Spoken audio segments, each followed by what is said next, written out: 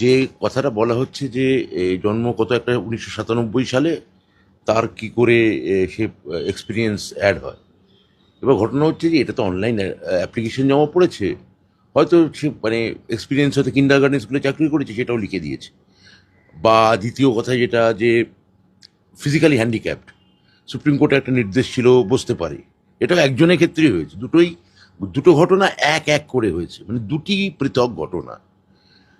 এবং তাদের জন্যে তো এসএসসি বলেই দিয়েছে যে তারা ভেরিফিকেশন করবে, সেই জন্য ডাকা হচ্ছে। যদি দেখা যায় যে এক্সপিরিয়েন্সের যে ক্যাটেগরি আছে ম্যাচ করছে না, বাদ যাবে।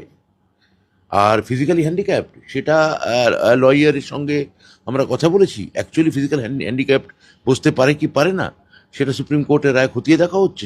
সেই মোতাবেক এসএসসির আইনজীবীরা জানাবেন, সেই মোতাবেক সিদ্ধান্ত হবে।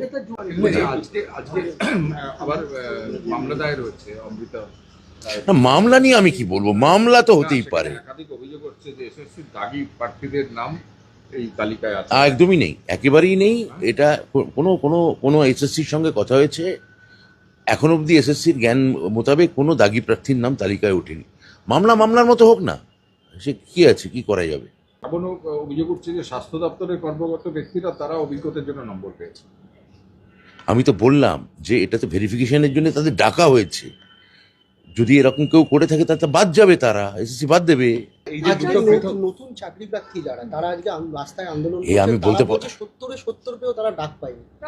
আমি বলতে পারবো না নতুন কারা আন্দোলন করছে, কিন্তু এই আন্দোলনের যারা প্রধান মুখপাত্র বা পুরোধা, মানে ধরা যাক কৃষ্ণেন্দু, শ্রেয়সী, বা ধরা যাক সুমন, এরা যতক্ষণ না আমায় না জানাচ্ছে, আমি এই নিয়ে কোনো মন্তব্য করবো না। কিন্তু ধরুন ওরা বাহ্যভট্ট, হ্যাঁ। রাজপথে বসে পড়েছে এবং পুলিশ তাদের আটকেছে, তারা বলছে এবং তারা মার্কশিটও দেখাচ্ছে যে 60 নম্বর পরীক্ষা, এটা একটা নতুন সমস্যা। যে 60-60 পেয়েছে, শিক্ষাগত যোগ্যতায় 10-10 পেয়েছে, তো তারপরেও তাদের দেখুন, এটা নিয়ে এসএসসি নতুনদের ক্ষেত্রে যে কথাটা আপনারা বলছেন, এসএসসির কাছ থেকে আমার কাছে কোনো এই মুহূর্তে তারা কোনো এসএসসির কাছে জমাও দিয়েছে কিনা কোনো ডেপুটেশন, তাও আমি জানি না। তাহলে এটা নিয়ে যতক্ষণ না এসএসসির সঙ্গে আমি কথা বলতে পারছি, ততক্ষণ এটা আমি বলতে পারবো না।